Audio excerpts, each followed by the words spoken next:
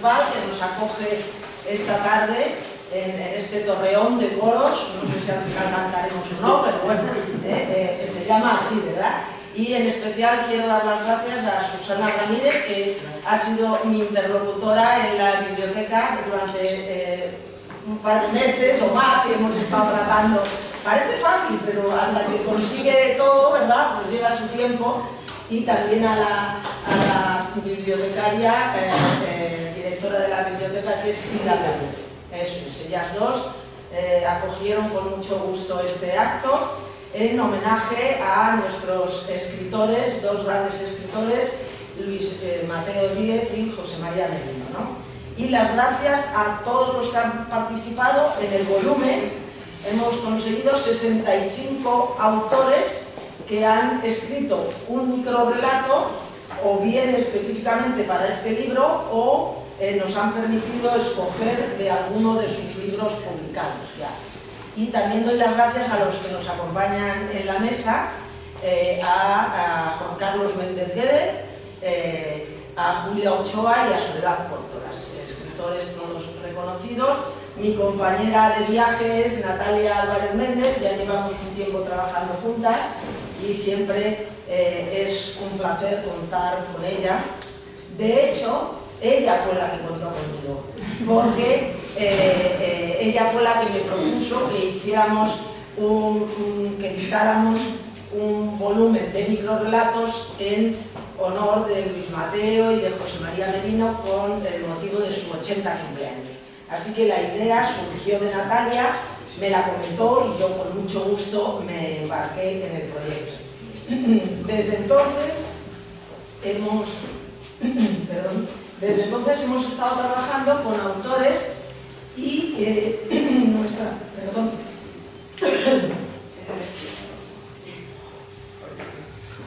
elección. Bueno, si no te paso la palabra, Natalia, desde lo esperado, pero nuestra elección ha sido autores que hubieran escrito microrrelatos. No nos hemos atrevido a pedírselo a escritores que no lo hubieran practicado, sino a autores que hubieran escrito microrrelatos y que hubieran publicado en general al menos un libro, ¿no? O un libro de cuentos que incluyera microrrelatos y que quisieran. Tengo que decir con muchísimo placer que en cuanto cualquiera de las dos contactaba con alguno de los escritores, muchos de vosotros estáis por aquí, pues recibimos una respuesta rapidísima y todos encantados en participar para homenajear a estos dos grandes escritores. Bueno, pues yo voy a decir simplemente unas palabras un poco generales y luego iremos hablando cada uno un poco. Creo que no necesito gafas porque me lo he impreso en el tamaño 18. Entonces, aunque hay 2 páginas, en realidad es mucho menos para no hacer este acto interminable. Y diríamos que la variedad es la palabra más adecuada para definir esta antología. La portada se la debemos a Antón Díez, hermano de Luis Mateo, que es artista, pintor, escultor y que nos ha permitido hacer la reproducción de la portada. Así que también se lo agradecemos. En el volumen participan un total, como he dicho, de 65 voces de la literatura contemporánea de Argentina, Chile, Costa Rica, Cuba, Ecuador, España, México, Perú y Venezuela. En homenaje a Luis Mateo Díez y a José María Merino. En su mayoría son voces consagradas, voces que han trabajado el microrrelato en diferentes ocasiones. Tenemos acompañándonos a Julia Ochoa, justamente es una de las escritoras más reconocidas en microrrelato, Juan Carlos también, desde la perspectiva hispanoamericana, pero muchos de los que estáis también lo habéis practicado. Son voces consagradas y algunos más jóvenes, pero que ya despuntan, los había descubierto Natalia en la colección Eolas o los conocíamos de alguna otra manera, ¿no? Todo ello constituye un reflejo bastante bueno, creemos, de las distintas generaciones en activo y de la riqueza de la actual narrativa de la categoría estética de lo insólito. porque esa era una de las premisas, tenía que entrar dentro de la categoría de lo insólito, lo extraño, o lo fantástico, o lo raro, etc., porque este es el nombre de la colección, luego hablará más Natalia, donde se publica el volumen. Cuando pensamos en los orígenes del microrrelato, pues es frecuente asociarlo con las parábolas, con algunos haikus japoneses, etc., ¿no? Es decir, desde la antigüedad.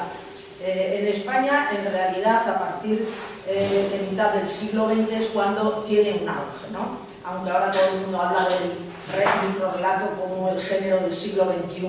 Bueno, pues bien, pero en realidad desde mediados del siglo XX ha habido escritores que lo han escrito, pero no se denominaban microrrelatos, se llamaban de otra manera.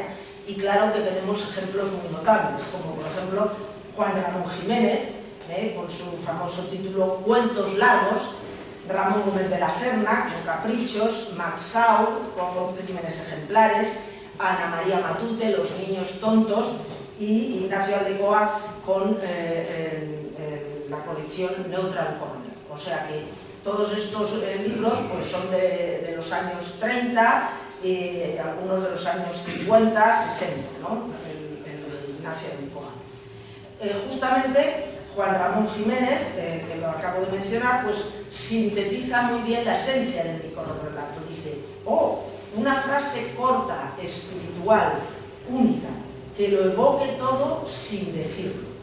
El verdadero arte no debe mostrar, sino evocar. De manera que ahí está una de las claves del microrrelato, como todos sabemos, ¿no? La evocación. En realidad sugiere, no es tan importante lo que dice. Las denominaciones del microrrelato, pues todos conocemos muchísimas. Microrrelato, minicuento, microcuento, hiperbreve, ultracorto, nanoficción, descuento, cuántico, cuentín, los asturianos y leoneses, cuentín, etc. Diminuto, en fin, muchas denominaciones. Los rasgos definitorios sí que hay un acuerdo más grande, ¿no? Brevedad, elipsis, sugerencia, narratividad y ficcionalidad. Esto lo decía David Lagmanovich, uno de los grandes teóricos y cuentistas. De las interesantes propuestas en plan teórico, pues resalto la de Violeta Rojo, una profesora argentina, que lo considera como un tipo de texto desgenerado, no degenerado, sino desgenerado. Entonces, ella aprovecha sus argumentos diferenciadores y dice que es un cuento muy breve que se interrelaciona paródica y humorísticamente con otros géneros y que utiliza estas interrelaciones genéricas como estrategias narrativas. A mí me gusta mucho esta idea de Violeta Rojo, esta idea de la interrelación genérica, y habla de que es una rama admirable y grande del mismo tronco. Y esta es mi teoría también, mi sencilla teoría en mi humilde percepción, pero todas estas ideas de que es un nuevo género y todos esos, yo me disculpo, pero no lo creo. Yo creo que es una parte del cuento en el que reina la brevedad al máximo, la síntesis, la concisión, etc., ¿no? Una de las antologías que fue más emblemática fue en 1986 en el mundo norteamericano, y fue un título que se llamaba Science Fiction, en inglés, ¿no? Ficción súbita, relatos ultracortos norteamericanos, que lo editaron Robert Shapard y James Thomas en ese año, en 1986. Y proponían unas reflexiones muy interesantes al final del volumen, que las llamaban postpalabras. Y es que entre todos los antologados pues, se les pidió un título para el libro, y bueno, pues salieron las cosas más diversas que te puedes imaginar, ¿no? Y al final pues hacían una poética cada uno de los escritores sobre el microrrelato. Me resulta muy interesante que en este mundo norteamericano pues la media de un microrrelato son 4 páginas. Algo que ninguno, ¿verdad?, de los escritores que estáis aquí, ni de ninguna de nosotros diría que 4 páginas es un microrrelato, ¿no? En España, digamos que el máximo son 2 páginas. 2 páginas. Bueno, yo hasta 2 páginas he incluido en una antología que hice ya hace unos años, hasta 2 páginas por su intensidad lo considero. Algunas de las cosas que dice, porque no solo es la brevedad, es el ritmo y la intensidad, el modo de contar la historia, ¿no? Entonces, había algunas teorías muy interesantes. En este libro la media es de 4 páginas y algo más, en este libro de ficción solitaria. Y algunas reflexiones pues eran interesantes, ¿no? Stuart Dybek decía que lo proteico de su forma es lo que hay que resaltar. Joyce Carol Oates dice que es un modo tan antiguo como el instinto humano de juntar poder y brevedad. Eso me gustó mucho, ¿verdad? Poder y brevedad. No sé si estaba hablando de política o de algo, pero algo o de literatura, poder y brevedad. Y luego, un escritor de origen italiano, pero norteamericano, de nacionalidad luego, Arturo Vivante, dice que no se trata solo de longitud, sino también de ritmo. Esto es lo que él comentaba. Y utilizando términos de cocina con mucho gracejo, esto me gustó mucho, dice que necesita batir, ligar, reblandecer, cristalizar, esponjarse o, en el lenguaje de los cerveceros, fermentar. El microrrelato tiene gracia, ¿no? Entonces, bueno, vamos ya a la teoría en el mundo hispanoamericano, que probablemente hay mucha más teoría o iniciaron antes los estudios teóricos sobre el microrrelato que los españoles, ¿no? Y desde luego una de las personas que ha escrito bastante pues es Luisa Valenzuela, que participa en el volumen, ¿no? Hemos tenido suerte y contamos con grandes escritores de diferentes nacionalidades, como hemos mencionado. Y ella señala y retoma una idea de Cortázar, dice que la novela sería el árbol, el cuento la bellota. Esto dice, yo nunca lo había oído, esta teoría de Cortázar. ¿La habíais oído? No, yo tampoco, pero bueno, lo pone en el libro. La contaría a ella. ¿Perdón?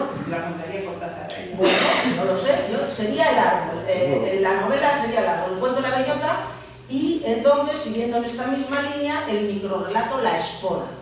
Esto es lo que dice. Y considera la complicidad entre texto y lector el mayor atractivo de esta forma. Eso sí que me parece muy interesante, ¿no? La complicidad, porque, como bien sabemos, pues se necesita un lector conocedor en general de literatura, ¿no? Para la referencialidad, ¿no? Y ella hablaba de que se trata de un verdadero holograma de los géneros literarios en su conjunto, porque es solo un trocito mínimo, pero lo contiene a todos, o al menos a sus simulacros. Y ahora ya pues me centro, porque se me acaba el tiempo, ¿no? Para ser breve, como un mini cuento. Bueno, diré entre paréntesis que nuestro título es Minicuentos en honor a José María, que es su palabra favorita, siempre ha dicho eso, minicuento, y Fulgores en honor a Luis Mateo. Ahora voy a mencionar justamente una cita de Luis Mateo que habla de Fulgores. Entonces de ahí se nos ocurrió a Natalia y a mí el título. Pues claro, teniendo a estos dos grandes escritores que han hecho libros de microrrelatos, pues en la teoría española les voy a citar a ellos. Y Díez resalta que su identidad se fundamenta en el límite de su extensión. Hay, y ahora digo sus palabras, que contar en poco espacio lo que revela la sustancia de un asunto que no requeriría más, que con lo que ofrece recaba lo suficiente. Entonces estamos hablando de lo elíptico, ¿verdad? Fundamentalmente, que juega un papel muy importante. Y también agrega otras palabras que son sugestivo, sugerente y significativo. Palabras que desde luego se se concentran en ellas el origen del microrrelato.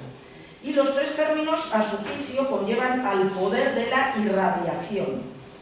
Y a partir de esta idea habla Luis Mateo Díez de fulgores que se expanden, claridades narrativas que crecen o emergen desde la oscuridad o el misterio de lo que se narra.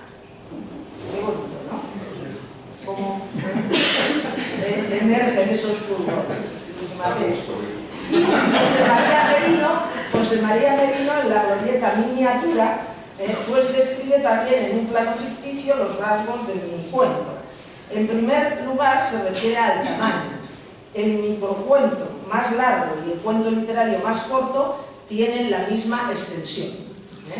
Lo que suele constituir, dice Merino, lo que suele confundir incluso a los especialistas, ¿verdad? Ya hemos hablado de esa manía de diferenciar tanto los géneros. Alude a la concisión y a la síntesis necesarias, dice José María Merino, para el vigoroso crecimiento del cuento minúsculo es muy conveniente el arte de la poda.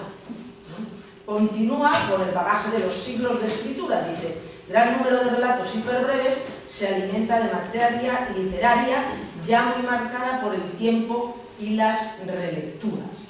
Como sabemos todos, la referencialidad es uno de los mecanismos típicos del microrrelato, ¿no? No hace falta decir mucho más si ponemos los nombres Adán y Eva juntos, ¿no?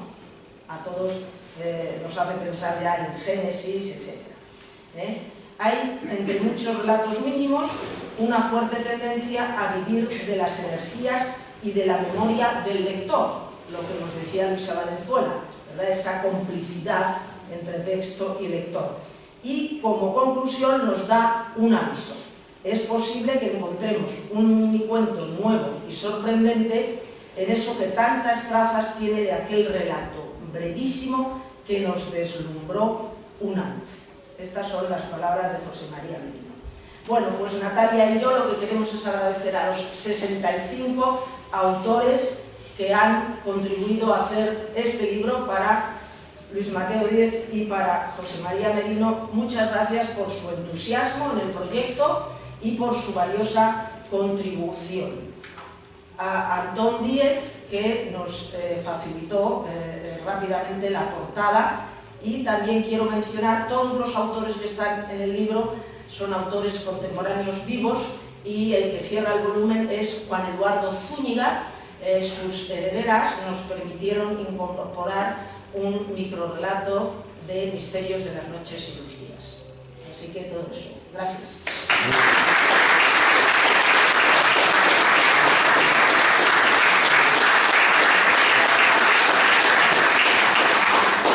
Ahora sigue Julia Ochoa. Eso es. Buenas tardes a todos. Vaya mi agradecimiento en primer lugar a Ángeles Encinar y Natalia Álvarez por haber hecho posible este acto que nos convoca y este libro de minicuentos y fulgores editado por Eolas, con rotunda y delicada portada, obra del artista Antón Díez, hermano de Luis Mateo Díez, libro en el que tengo el honor de participar, junto a mis compañeros en narrativa breve a ambos lados del océano. Y finalmente mi agradecimiento y felicitación a los dos grandes maestros de las letras españolas, José María Merino y Luis Mateo Díez, ya que son ellos el motivo de este gozoso encuentro. Bien podrían ambos, por la calidad de sus universos narrativos, dar lugar ellos solos a un nuevo siglo de oro de las letras españolas de nuestro tiempo, en cuanto a hazaña estética similar a aquella otra inmensa de Cervantes y Velázquez, de tan honda huella en nuestro equipaje espiritual, porque en el caso de nuestros dos grandes maestros contemporáneos es admirable hasta el asombro la riqueza de sus universos fabulosos y su maravillosa capacidad para el arte de narrar, enriqueciendo el lenguaje a través de su cuidado y depuración, cual delicada labor de orfebres, en la que la palabra adquiere su más profundo sentido de significación, hecha ya música a la escritura, conmovedora poética.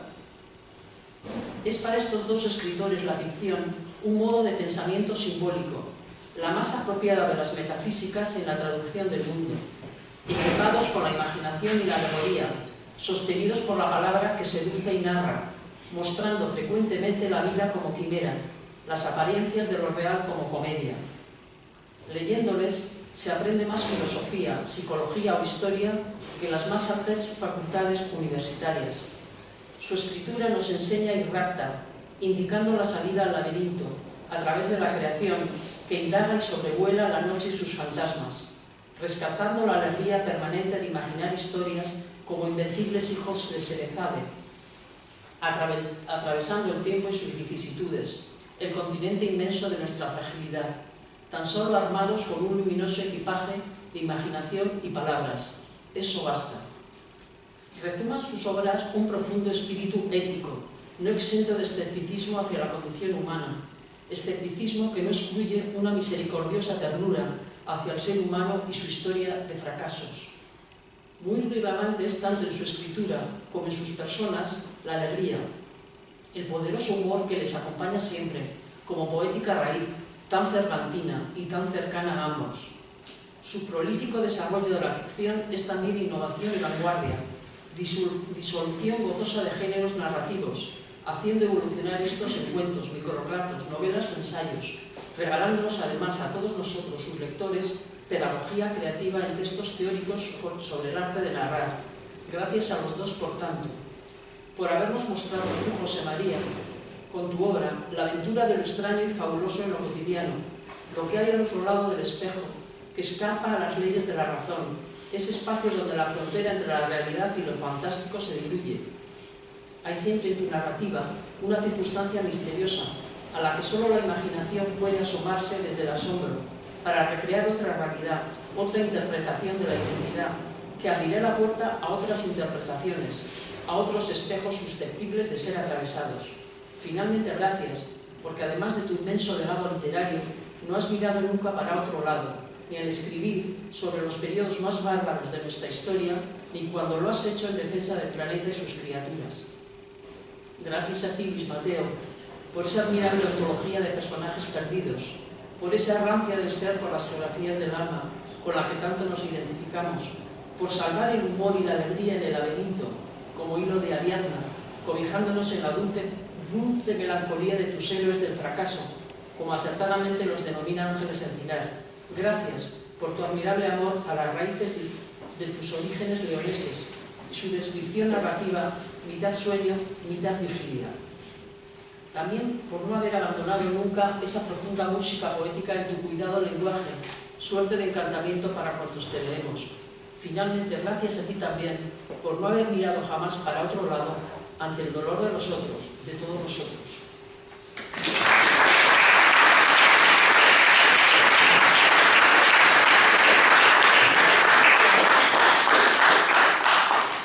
Pues ahora seguimos con Juan Carlos Méndez Guédez. Bueno, muy buenas tardes, muchas gracias a todos por estar aquí, muchas gracias por ese libro, esta invitación, que me permite hablar de algo que normalmente quizás no se habla demasiado al conversar de literatura, y es la literatura como generosidad y como acto de bondad. De la literatura de Mateo Díez y de Merino tenemos pues innumerables y positivas referencias, muy merecidas. Es una literatura que ha sido comentada, que ha sido leída, que ha sido compartida, pero a mí me llama mucho la atención con respecto a ellos dos un tema que tiene que ver con lo humano. Es decir, en España todo el mundo tiene una historia con Mateo Díez o Merino, y es una historia buena. Es decir, todo el mundo con el que yo hablo, y en algún momento se menciona a estos dos escritores, me cuentan algo positivo que ellos les regalaron en alguna oportunidad. Eso no es tan común. Y es algo que siempre me ha llamado la atención porque conversas con otros autores y te dicen, pues en una oportunidad Mateo Díez me dio este consejo, o Merino me recomendó a contar persona, o Mateo Díez dio una referencia positiva, o se van como sumando una serie de capas, de actos hermosos y generosos que a mí me hacen pensar en la literatura, como les decía, como generosidad, como ejercicio de compartir, como ejercicio del bien. Es un tema en fin, que a veces no se habla sobre ellos, pero la literatura es ante todo un ejercicio de entrega, es un ejercicio de compartir con el otro un trozo de belleza. Cuando recomendamos un libro, cuando escribimos, cuando leemos, estamos creando una comunidad que se está transmitiendo belleza, y ellos en su existencia cotidiana han vivido y viven la literatura como un ejercicio de generosidad hacia el otro, como un ejercicio de propagación de las buenas nuevas que es la literatura. Y eso es algo que agradezco mucho estar aquí, porque es algo de lo que muchas veces no se puede hablar y creo que era importante comentar. Hay un personaje, Sabino Ordaz, que nació, según entiendo, en un suplemento cultural a finales de los 70, de las mentes de Mateo Díez, Merino y Juan Pedro Aparicio. Yo en algún sitio leí, esto tiene que ver a lo mejor con lo misterioso, con el tema que generaba y que ibanaba esta antología. Yo en algún libro leí que Sabino Ordaz dio unas conferencias de Barquisimeto. Lo estuve buscando para poder tener la cita exacta y no lo he encontrado, o sea que o lo soñé o estuvo y ha desaparecido. Pero Sabino Ordaz, lo recuerdo firmemente, en algún momento de su vida dio una conferencia en Barquisimeto, que es la ciudad en la que yo nací, que es una ciudad, Barquisimeto significa en alguna lengua indígena tierra de ríos color ceniza, y es una ciudad que tiene, no sé, quizá por su nombre, que tiene las 5 vocales, algo de irreal. Julio Cortázar decía que Barquisimeto no existía, él siempre lo tuvo muy claro, hasta que conoció al escritor Salvador Garmendia, nacido en Barquisimeto, y cuando Salvador le confirmó que Barquisimeto era una ciudad verdadera, él dijo, pues hasta este momento he pensado que era una invención de una emisora de radio que yo escuchaba en París. Pues resulta que Sabino Ordaz también nos da una prueba de que Barquisimeto existe. Cuando yo leí esa referencia, tuve la impresión de que ese personaje, de alguna manera remota, se había creado para un día sacar una sonrisa y para hablarme a mí. Y es que eso es la literatura, la buena literatura como la que hacen Mateo y Merino, es esa literatura que nos implica directamente y que parece que hubiese sido pensada específicamente para nosotros en ese momento. Se crea ese grado de complicidad del que se ha hablado con respecto al microcuento, pero que yo creo que se puede extender a toda la literatura. Los bellos libros, como los que hacen los dos autores que estamos homenajeando hoy, han sido escritos para cada uno de nosotros y tienen una ciudad de Barquisimeto oculta en sus líneas. Bueno, entonces estamos aquí reunidos en este homenaje. Yo debo confesarles con algunas cosas que tienen que ver con el microcuento y con el microcuento en Hispanoamérica, con el microcuento en España. Yo realmente conocí el microcuento español cuando comienzo a vivir aquí a partir del año 96. Tenía la impresión errada en ese momento de que era un género exclusivamente que se cultivaba únicamente en Hispanoamérica. Luego me di cuenta incluso de que yo había leído microcuentos o minicuentos o microrelatos, pero que no tenía la conciencia de que ese libro de Max Sabo que yo había leído años atrás era el género, ¿no? Era algo que nos había ocurrido. Por cierto que comentaba un día, hace poco escribiendo unos textos, que yo he tenido la suerte de ver cambiar de nombre un género, porque yo empecé escribiendo minicuentos y ahora veo que les dicen microrelatos. Entonces, los minicuentos entonces ya no somos los mismos, ¿no? Y yo me sigo liando, me corrigen, me dicen ya no le digas así, dile así, pero todos sabemos de qué estamos hablando. Y en efecto, pues otro libro maravilloso de Ana María Matute que yo había leído era también del género y no me había percatado de ello. Y Ángeles había mencionado una frase que yo tenía también aquí anotada de Mateo Díez y de Merino, que yo creo que condensa un poco lo que es la maravilla de este género. Cuando Mateo dice fulgores que se expanden, que es una idea que también me recuerda a unos relámpagos de los que hablaba Mandrini, otro gran autor. Creo que ahí está condensada la idea de lo que es el micro. Y cuando Merino nos habla del arte de la poda y la memoria del lector, creo que nos está hablando de los procedimientos esenciales del género, ¿no? Yo recomiendo muchas veces a los escritores de novelas que escriban microcuentos, incluso si no quieren que no los publiquen, pero que escriban microcuentos porque el ejercicio de corregir un microcuento es fascinante. Saber que siempre se puede decir mejor y en menos palabras. Y creo que es algo que puede ayudar a todo narrador a ampliar novelas de 1000 páginas. Saber que siempre la frase puede ser mejor. Porque esa frase un poco descosida que en una novela no importa demasiado, en el microcuento lo destruye por entero. Entonces es siempre fascinante ese ejercicio de saber cómo el verbo, por dónde lo colocas, dónde lo mueves, va a alterar por completo el efecto estético. Entonces hay ahí, por supuesto, ese arte de la poda del que habla Merino, Y está ese juego, la memoria del lector, es un género que pese a su brevedad es muy exigente, porque constantemente estamos haciendo alusiones para un lector que tiene que captar, bueno, en efecto sí, las referencias de Adán y Eva, casi cualquier lector occidental supongo que las retiene, pero lo del dinosaurio de Monterroso, que se repite muchísimo en el cuento, pues tienes que haber conocido el cuento de Monterroso. Es un género de una gran exigencia, por eso de que estás acudiendo siempre a los sobreentendidos, a los cuadros de conocimiento previos que tiene que tener un lector. Y eso, en efecto, lo han condensado muy bien ellos dos. Yo debo confesarles que, en efecto, tal y como les comentaba, el género de Hispanoamérica fue muy popular, sigue siéndolo, pero fue muy popular. Quizás su popularidad allí fue anterior a la que tuvo en España, probablemente porque allí se iniciaron una serie de talleres literarios, entonces era un género muy adecuado para trabajar en los talleres. Teníamos grandes figuras como Monterroso y figuras que se han consolidado luego como Luisa Valenzuela, María Schua, verdaderas maravillas. Pero ¿qué ocurre? Yo comienzo a publicar en los años 90, pues tendría así 20 y tantos años. No hay nada que odie más a un escritor de 20 años que a los escritores de 30, 40, 50 y 60. Y la literatura luego te da una lección de humildad cuando comienzas a ser odiado tú también, ¿no? Porque cumplimos años y te empiezan a odiar a través de microcuentos, porque te escriben tweets insultantes, ¿no? Entonces, dices, bueno, la literatura sigue su camino. En ese momento el microcuento, o el cuento, o el microrelato, era muy popular en Venezuela, muy popular. La generación de los años 80 lo cultivó asiduamente, se publicaban muchísimos libros. Entonces, ¿qué significa eso para los autores que comenzábamos a publicar en los años 90? Que teníamos que odiar el microcuento. Por supuesto, había que hacer grandes novelas porque teníamos que diferenciarnos de ellos. Y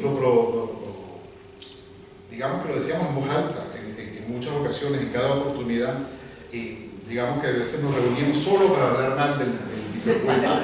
Era el sentido de nuestra vida.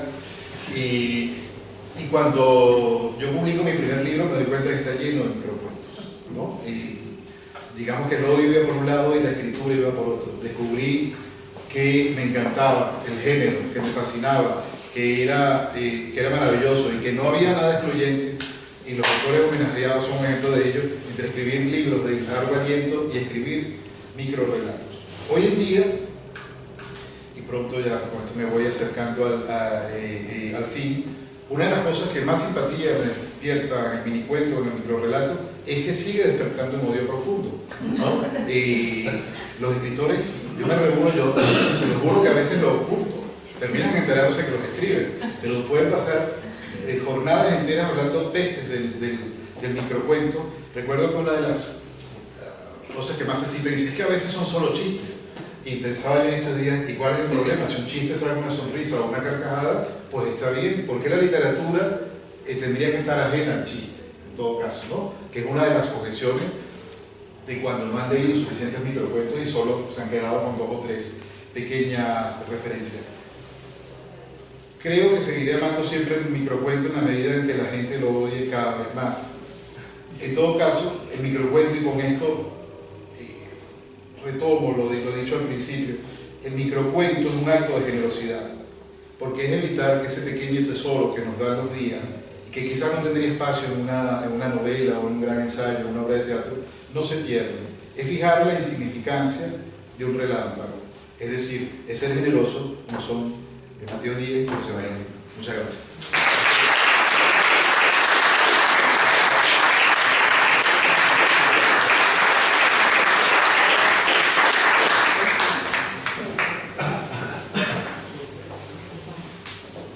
Pues es mi turno y voy a intentar también hacer una microexposición, ¿no? de unas ideas también muy sintéticas. En primer lugar, pues retomo lo que había comentado Ángeles Encinar al inicio, ¿no? de este encuentro. Se trata de un tributo colectivo a estos dos grandes autores, decimos en el prólogo, a estos dos excepcionales fabuladores y entrañables personas, y yo creo que aquí se une, ¿no? Esa idea de la generosidad también. Entonces me van a permitir que aunque ya lo haya hecho Ángeles, como es un tributo colectivo, le dé gracias a todo el colectivo que ha participado. En primer lugar a las escritoras y a los escritores que nos han respondido siempre, ¿no? con muchísimo entusiasmo y compartiendo, yo creo que el cariño y la admiración que todos sentimos hacia ellos. Y en segundo lugar, pues también como directora de la colección me corresponde en este caso darle las gracias a Ángeles Enciná por compartir estas ideas, ¿no? Que es verdad que se me ocurrió en un momento dado al hilo de los homenajes que íbamos organizando en torno a los 80 cumpleaños, bueno, cumpleaños 80 de cada uno de ellos. Y sobre todo porque yo podía aquí engañar a todo el mundo ahora mismo y decir, pues se lo comenté a Ángeles porque habíamos hecho, ¿no? Sendos homenajes a estos dos grandes escritores, esa no es la razón. Podría seguir engañando y decir, ¿no? Un poco fabulando, mintiendo o ficcionalizando las posibles explicaciones. Podría decir que se lo dije a Ángeles porque en la colección hay dos libros de estos autores, uno de Luis Mateo, uno de José María Merino, y ambos están pues, editados y prologados por nosotras dos, respectivamente también. Y tampoco es esa la razón.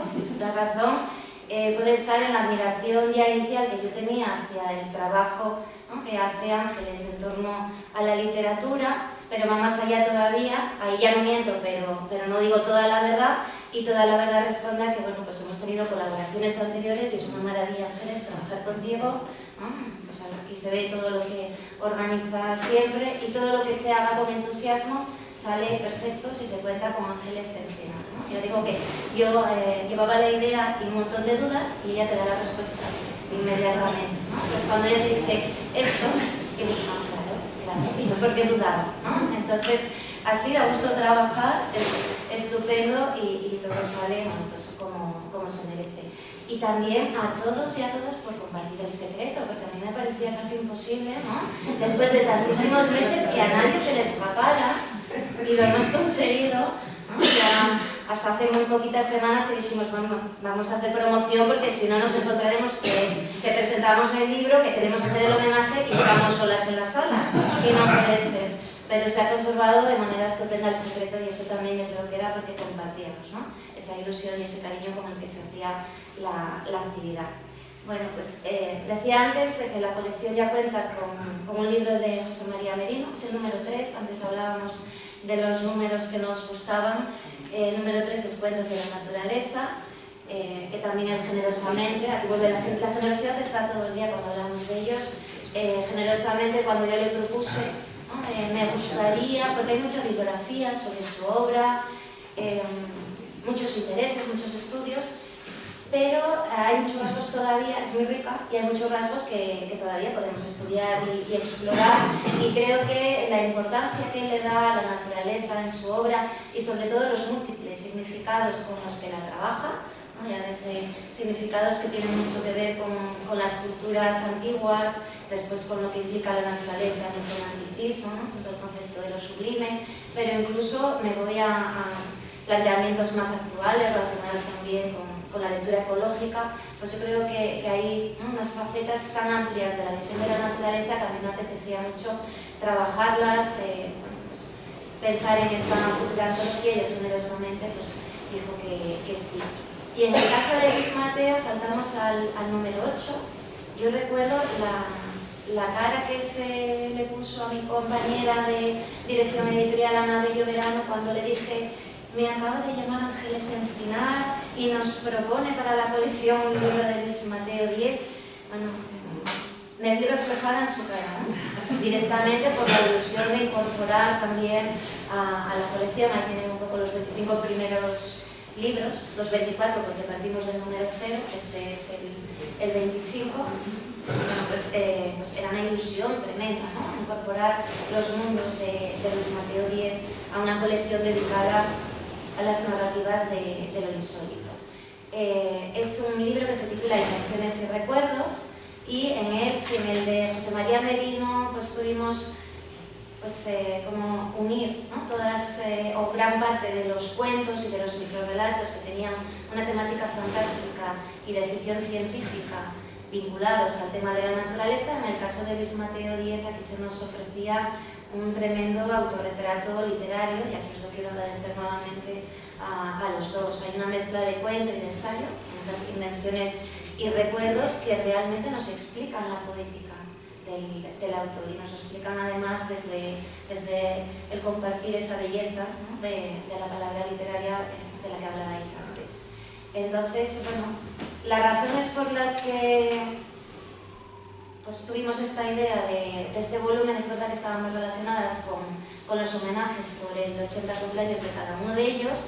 A mí me apetecía hacer un regalo en forma de palabra, ¿no?, y creo que era el mejor regalo en el que podríamos unir esa admiración y cariño que muchos ya teníamos por sus obras y por sus personas. En cuanto a sus poéticas y el por qué tienen que estar en la colección Las puertas de lo posible, bueno, Las puertas de lo posible es un título de José María Merino. Ya de entrada él fue nuestro padrino en la presentación. Ahora parece, ¿no?, tenemos ese roller con 25 portadas, pues está teniendo una cierta repercusión también, se habla de la colección, pero de entrada era una idea quizá un poco loca en un país en el que le ha dado tanta tradición a la literatura realista, ¿no? Me parece que se desprecia la línea más fantástica, y sin embargo nos apoyó José María Merino desde un principio, nos cedió ese título. Tiene un libro de cuentos de ficción científica que se titula Las puertas de lo posible, cuentos de pasado mañana, que si no lo han leído también lo recomiendo. Y esas puertas de lo posible, mucha gente me decía, serán las puertas de lo imposible, tienes una rata, eres equivocado. Y yo decía que no, las puertas de lo posible, es que lo fantástico nos abre una imagen de la realidad, tiene un anclaje total en la realidad, nos habla de lo posible, nos habla de nuestro mundo, nos habla igual de la condición humana, del alma humana, de la realidad que vivimos, simplemente, bueno, pues potenciando ese planteamiento metafórico, simbólico que tiene la literatura, ¿no?, la belleza estética y la belleza poética también de la palabra y de la palabra imaginada. No tenemos por qué ir solo al realismo para retratar al mundo. Y esto daba cabida, cuando pusimos el término también de narrativas de lo insólito, daba cabida pues a todos esos mundos que distorsionan de manera más fuerte o más mínima, ¿no?, toda esa perspectiva de literatura realista. En el caso de José María Merino tenemos que recordar, bueno, ambos, ¿no?, tanto Merino como Mateo incluyen también mucha vinculación en sus poéticas con lo mítico, con lo legendario. Hablábamos antes de los filatones, ¿no?, toda la tradición cultural oral, que es muy importante, pero Merino se encamina más hacia el fantástico puro, la ficción científica, la ciencia ficción, lo distópico, y en el caso de Luis Mateo, pues lo que nos brinda son unos mundos de lo que ya hemos llamado, ¿no?, siguiendo sus ideas también, realismo metafórico.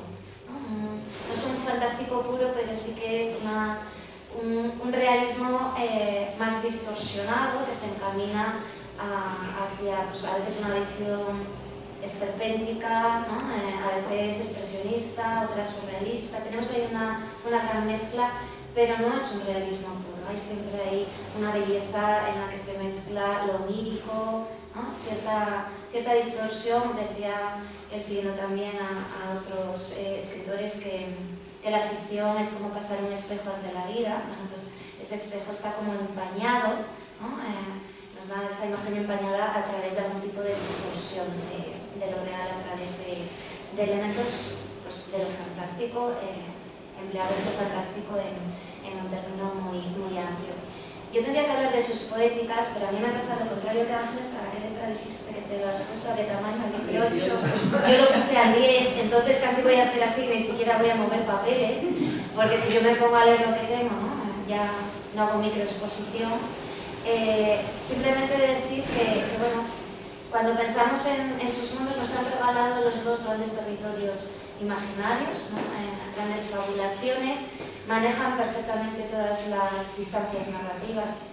El libro es de microrelatos, porque aquí sí, aquí ya no puedo engañar a nadie, claro, no voy a juntar 65 voces, ¿no?, si estoy hablando de cuentos, de novela, ya no puede hacerse en un único volumen, pero ellos manejan perfectamente todas las distancias, además todas, incluso dentro del propio microrelato, ¿no? Podríamos hablar de esas líneas desde casi 2 líneas o una a veces, hasta las 25, quizá 30. En esos mundos narrativos, aunque hayan cultivado también poesía o ensayo o alguna otra faceta literaria, en esos mundos, si yo me quiero quedar con pequeñitos rasgos, yo creo que ya los han ido anunciando en las dos intervenciones anteriores a la mía. Está la función lúdica, porque yo creo que no debemos renunciar nunca a ella. La literatura también tiene esa capacidad de juego estético. Está esa intención lúdica, pero a la vez hay un cuidado supremo con la palabra, ¿no? El lenguaje. El profesor Souto, creo que es Souto el que dice, ¿no?, que el lenguaje es el tema más importante de todos los temas del mundo. No lo diré de manera literal, pero así lo afirma. Y el profesor Souto de José María Merino, que es lo mismo que decir José María Merino, dice que el lenguaje es el tema fundamental de todos los del mundo, y Luis Mateo Díez siempre pues ha ensalzado la importancia de la palabra, ¿no? Como con la palabra podemos referir la vida y sus misterios, pero siempre una palabra muy cuidada, una palabra exacta, totalmente medida. Pues me quedaría con eso, una función lúdica sumada al cuidado del lenguaje, pero además algo que no está reñido y que yo estoy cansada ya de plantear, pero que lo seguiré haciendo aunque esté cansada, es que lo fantástico y esa dimensión lúdica no está reñida con la dimensión ética, ¿no? Y también lo planteabais antes. Hay un recorrido tremendo en muchas de vuestras obras por la historia con mayúsculas, ¿no? No solo entrar en el alma humana, en nuestras pues, vicisitudes, preocupaciones o fragilidad como seres humanos, sino que además hay un recorrido por muchas facetas de la historia. A veces es la historia local, a veces la historia nacional, y en otras ya es una historia, digamos que con proyección universal, ¿no? Porque no nos hace falta poner unos nombres concretos para ver que los grandes desastres de la historia se están repitiendo, se siguen repitiendo constantemente, con leves variaciones, pero de manera terrible, ¿no? Siempre, digamos que no aprendemos, ¿no?, por así decirlo. Y eso está también en estas obras. Y no solo el compromiso con la historia, sino que podemos rastrear también en cuentos, novelas e incluso en microrelatos un compromiso con el paisaje, con el territorio, ¿no? Los dos tenéis geografías vitales que habéis trasladado a las geografías de la imaginación. Lo podemos trasladar a esa dimensión de lectura ecológica de la que hablábamos antes, o por lo menos la crítica de cómo pues, también estamos destrozando hasta cierto punto el planeta, ¿no? Como determinadas etapas en nuestro país, con la industrialización también desmedida, en determinados momentos estamos perdiendo parte del paisaje rural, cultura rural, que es un celama de Luis Mateo Díez, y pienso en otros muchos cuentos, microrelatos también de José María Merino que tenemos antologados en cuentos de la naturaleza. Pues están todos esos elementos, pero es que además hay otro tipo de crítica, no solo histórica, ecológica, social, humana, que es constante, sino que me interesa mucho la cultural y la educativa, ¿no? Podríamos rescatar frases de sus narraciones en las que realmente nos hablan no solo de la importancia del lenguaje, sino de la importancia de la literatura, de la lectura, ¿no? De la educación, por así decir, ¿no? De la educación literaria y de la educación también sentimental, que en muchos casos recibimos a través de, bueno, pues de nuestros sistemas educativos, y no solo pienso en el sistema educativo como tal, sino pues de otras instituciones, por decir así, que, ¿no? Nos modelan, ¿no? También en la educación que vamos recibiendo. Bueno, pues todos esos elementos me parecen fundamentales en sus poéticas.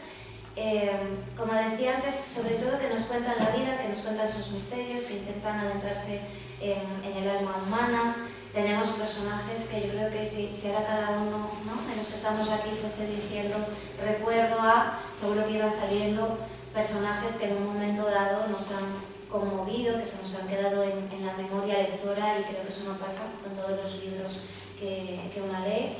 Y además me parece importante, que lo cité antes, los espacios. Los espacios son también muy significativos, muy simbólicos. Creo que es algo que trabajan pues de una manera yo diría tan destacada como trabajan la palabra, ¿no? La palabra literaria. Bueno, y hay otras muchas cosas. En el prólogo hay 5 o 6 páginas en las que se resumen sus poéticas. Yo no quiero tampoco extenderme más para que tengan tiempo de hablar después, ¿no? y podamos darle alguna pequeña lectura. Así que sin más, muchísimas gracias a todo ese colectivo que ha participado en este homenaje, en este libro, en esa sorpresa y durante muchos meses en ese secreto, y pues que espero que todo el mundo lo pueda disfrutar. Gracias.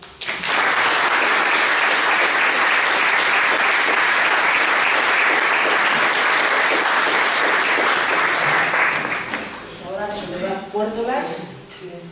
Me toca a mí ahora intervenir y agradecer a Ángeles Encinar que me haya invitado a este acto, a participar en este acto. Lo primero quiero agradeceros a las maquinistas, ¿no? Los que habéis hecho toda la operación, ¿no? Ángeles, que desde luego se queda corta, Natalia, para lo de las dudas. Yo ahora quiero de consejera, pero ya no de literatura, de la vida, ¿no? Resuelve cuantos pequeños problemas puedas tener, es algo impresionante. Y Natalia, que bueno, ya yo la conocía, pero ya ha demostrado en esta exposición tan meticulosa y tan detallada lo que piensa de la poética. Así que muchísimas gracias por vuestro trabajo, enhorabuena por la colección.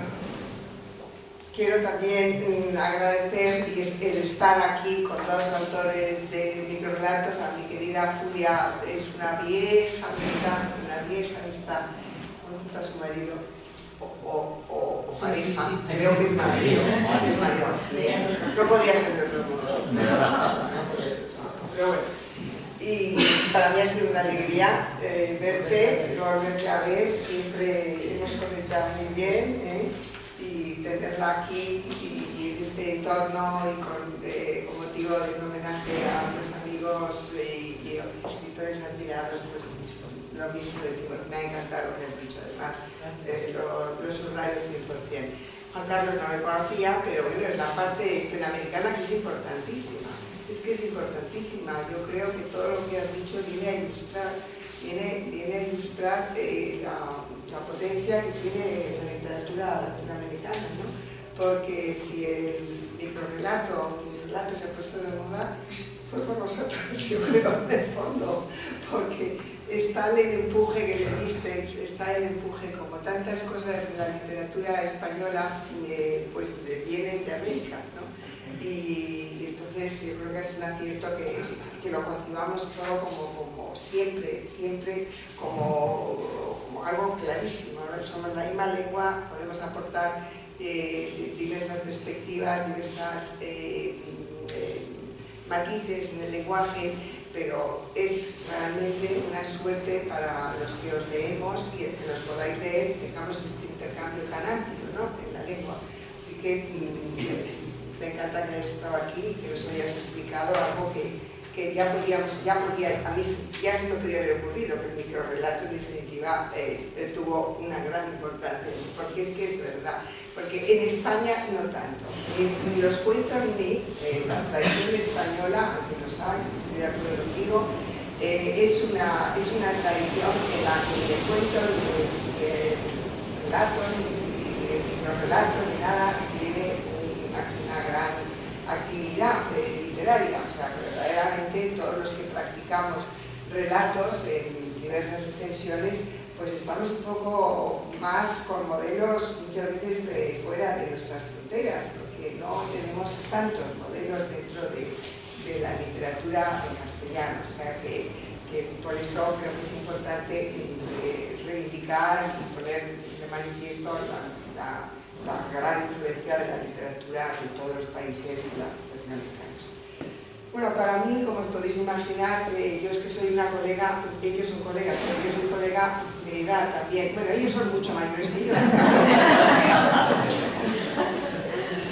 Pero con todos somos casi de la misma generación.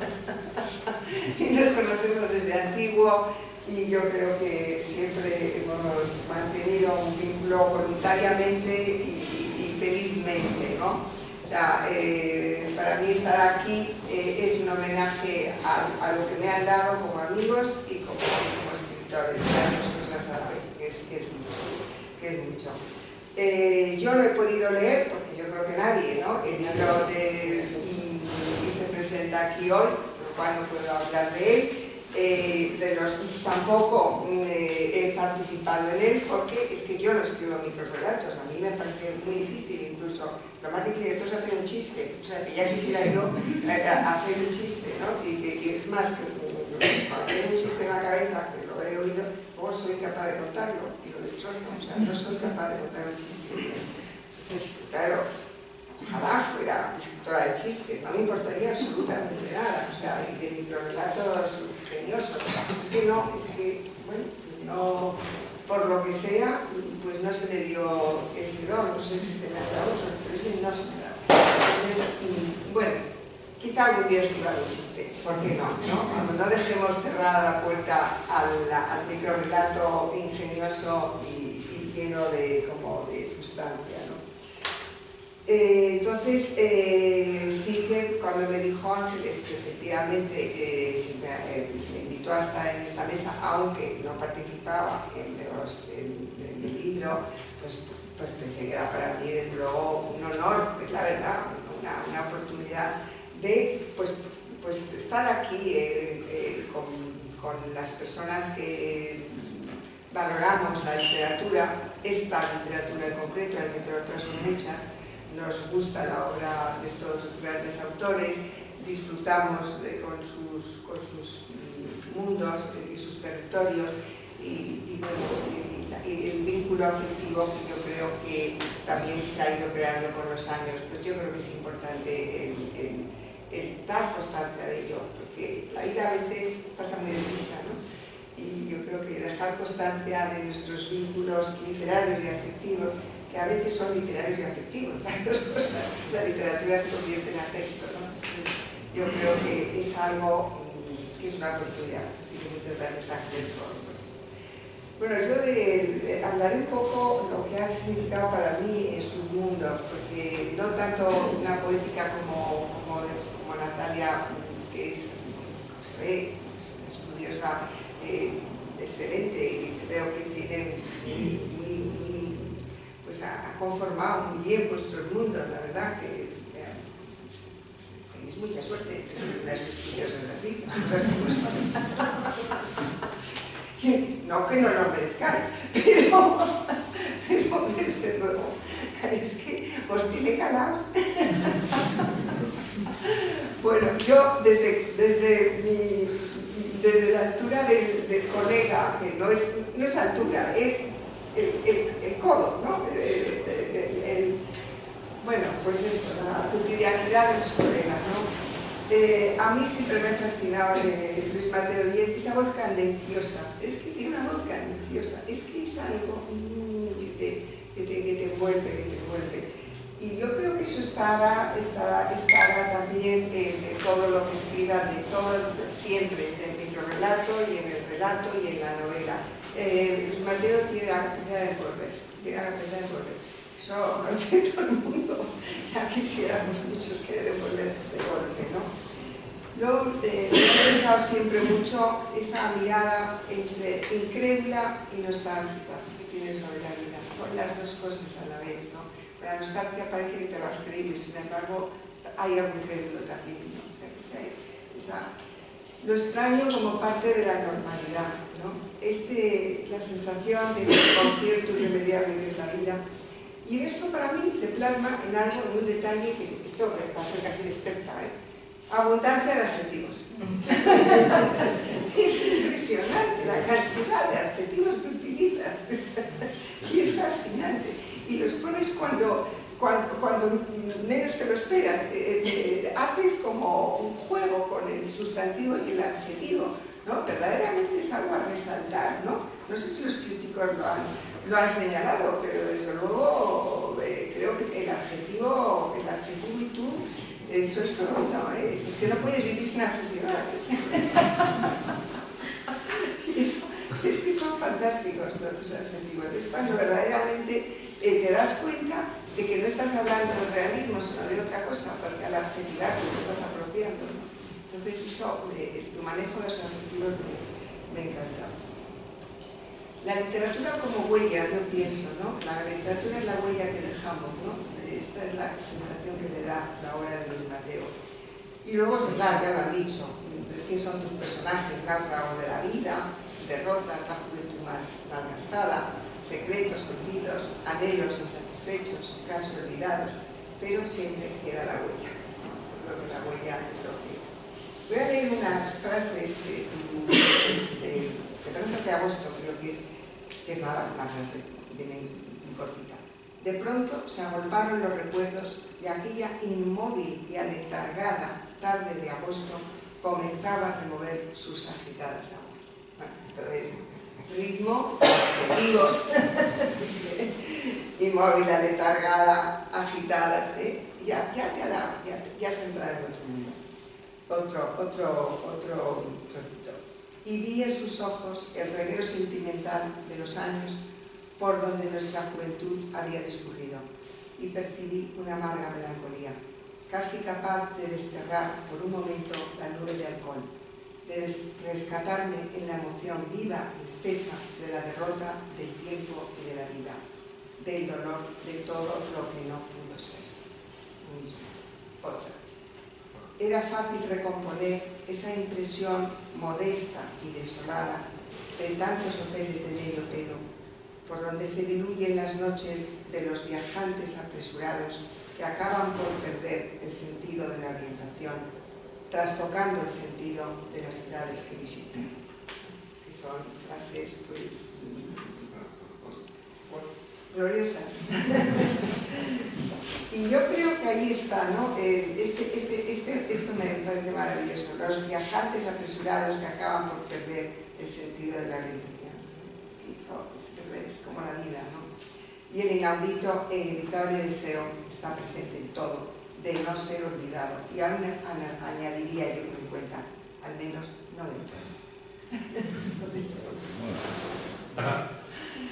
Bueno, de José María Merino, es curioso porque sois escritores que es verdad, estáis siempre, tenéis una historia común, hay muchas cosas en común, pero así como en mi patio predomina el pasado, Merino es el futuro, es futurista, Merino es futurista. O sea, y toda su extrañeza de la vida viene de que está siempre en el futuro, y el futuro se le mete dentro. O sea, que es como casi complementando dos mundos, curiosamente complementarios, pero muy distintos, muy distintos. O sea, que es verdad que hay lo que habéis dicho, hay muchas cosas en común, pero el de Luis Mateo La Huella es otra, ya lo he dicho, y el de Merino es la extrañeza, y en esa extrañeza, y me encanta todo lo que habla de literatura, porque la verdad que es que la palabra que es verdad que está presente, lo habéis dicho por allá, pero yo pienso en Merino de una forma muy especial, la palabra, muy especial.